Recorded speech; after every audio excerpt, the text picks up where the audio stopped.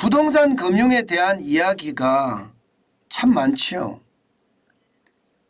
이러다가 브릿지론이라고 이야기하는 초기 사업 대출, 아니면 본 사업의 어떤 대출이라고 이야기하는 PF 대출, 이 두 가지 모두가 지금 위험 신호가 굉장히 커진다, 이렇게 얘기들을 하고 있습니다. 그런데 구체적으로 말입니다. 속을 들여다보면요, 분명한 것은요, 이게 위기입니다. 여러분 보시는 것처럼 이게 했는데 이 말이 무슨 말이신지, 러시아 청담 514 더 테라스라는 쉽게 말하면 부동산 사업장이에요. 이게 평당 2억까지 가고요. 그야말로 떠들썩했습니다. 그런데 이거 망했습니다. 공매로 넘어갔습니다. 문제는요, 공매로 넘어가니까 이게 이제 대출에 대한 문제가 생기기 시작한 거예요. 공매로 넘어가서 최저 입찰가액이 2,263억 원이었거든요. 그런데 지금 3번 유찰된 후에 최저 입찰 가격은요 1,650억입니다. 만약에 4번 유찰이 되면 브릿지론이라고 이야기하는 초기 사업 대출 1,520억 원을 다 회수하지 못합니다. 그러면 어떻게 될까요? 여기다가 돈을 빌려준 저축은행부터 시작을 해서 제2금융권, 심지어 제1금융권까지 타격을 받지 않을까요? 그런데 3번 유찰이 돼서 이게 4번째는 낙찰이 될 거냐? 이것은 장담 못합니다. 왜냐하면요, 지금까지 말입니다, 이런 식으로 공매로 넘어간 것 말입니다, 쉽게 주인을 못 찾았습니다. 예를 들어 서울 서초구 방배동에 클럽 54 골프 연습장 부지, 이거 공매 시작했거든요. 지난달 31일부터 7번 유찰이 되고 나서야 주인을 찾았습니다.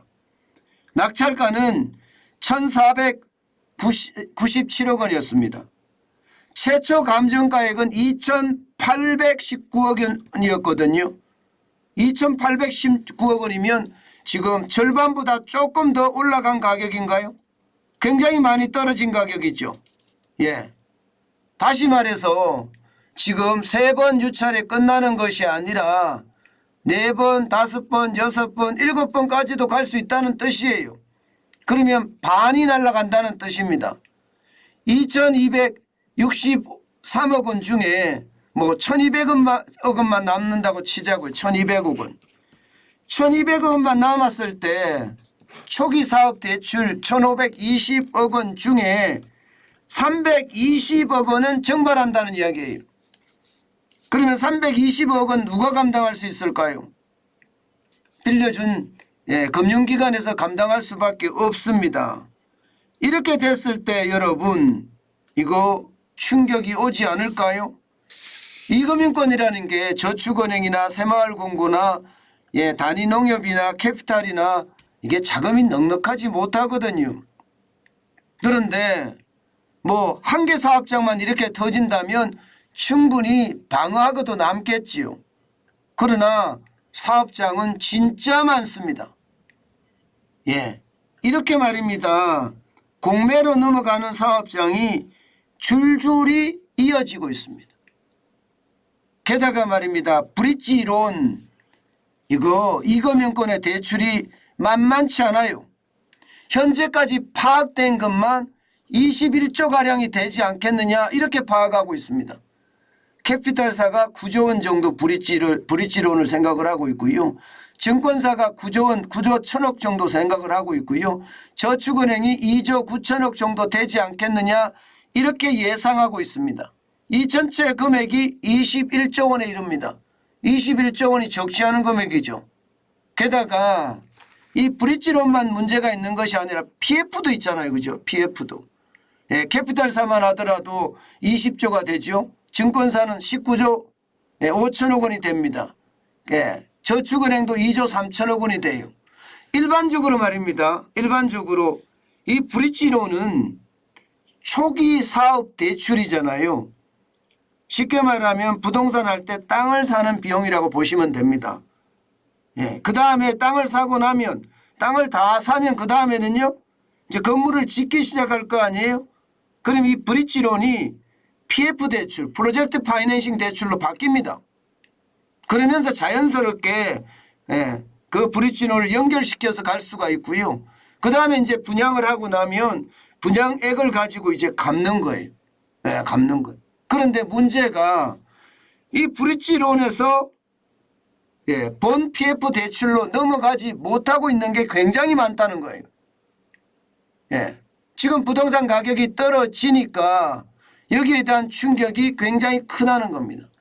그래서 이러다가 위기가 터지는 것은 아닌가. 부동산 금융에서 위기가 먼저 터지고 그 위기의 어떤 단초가 브릿지론에서 오는 것은 아닌가. 이미 시장에서는요 굉장히 두려워하고 있습니다. 실제 시장의 그 책임자 내지는 담당자들은요 초기 사업 대출의 위기, 이것이 결국 말입니다 위기의 시작이다 이렇게 이야기합니다. 그만큼 금액이 적은 것도 아니고요. 이게 본 PF로 갈아타지 못해서 지금 369 대출이라고 이야기하잖아요. 일시적으로 3개월짜리 대출, 6개월짜리 대출, 아니면 12개월짜리, 9개월짜리 대출로 임시방편으로 막아가고 있는 상태거든요. 집값이 앞으로 더 떨어진다고 가정을 했을 때는요. 이게 브릿지론은 심각한 타격을 받을 수도 있고요. 더 심각하게 받을 수 있는 것은 분양에 대한 문제입니다. 지금은 그나마 조금씩 살아나서 다행이다 이런 얘기는 하지만 계속해서 집값이 살아날 수 있느냐 여기에 대해서는 미지수예요. 분양에 대해서도 주변의 시세하고 어떻게 되느냐가 문제인데 주변의 시세보다는 싸야 되거든요. 그런데 주변의 시세보다 싸기가 쉽지 않습니다. 과거에 말입니다.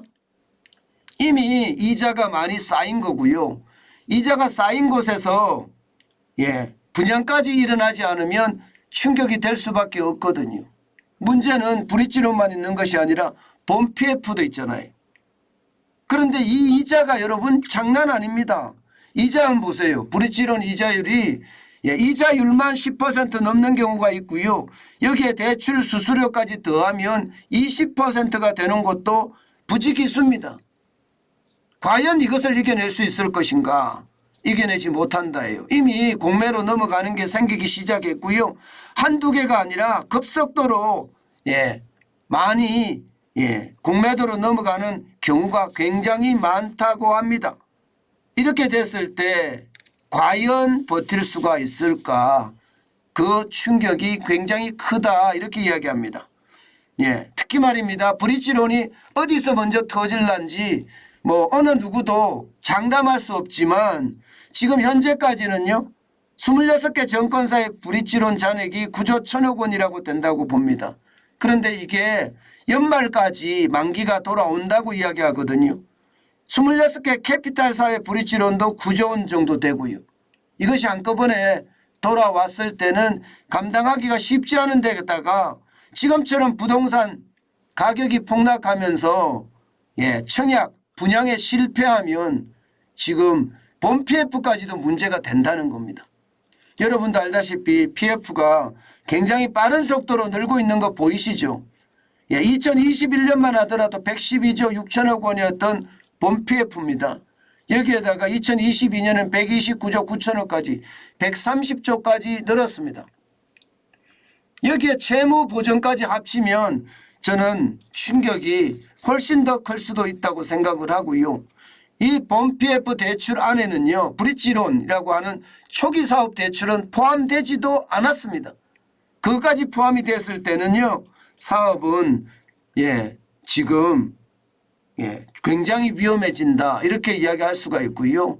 부동산 PF 대출에 초기 사업 자금 대출 브릿지론까지 합쳤을 때 충격의 어떤 돈은 더 커진다 이렇게 이야기합니다. 여러분 오죽했으면 IMF 아시죠? 국제통화기금. 국제통화기금에서요. PF 대출 관리 못하면 한국은 좀 위험할 수 있다는 그런 우려 섞인 경고도 함께 내놨습니다. 그만큼 말입니다. 지금 가장 위험하게 생각하는 것이 브릿지론과 PF 대출, 부동산 금융이라는 거예요.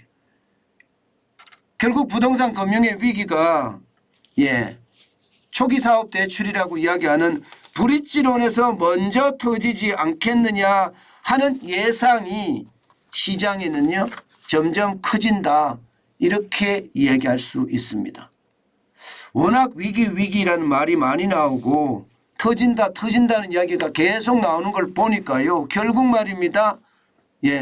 한번 터지기는 터질 모양이에요. 그래서 참 걱정인데요. 터지더라도 규모가 작고 정부가 대처를 빨리 한다면 그 위기를 막을 수도 있겠지만 그렇지 않고 규모가 크고 한꺼번에 동시다발적으로 터지면 그것도 막아내기가 쉽지 않다. 그런 생각을 해봅니다. 여러분 부동산 특히 대출에 대한 어떤 위험성은요 점점 커지는 것 같아요.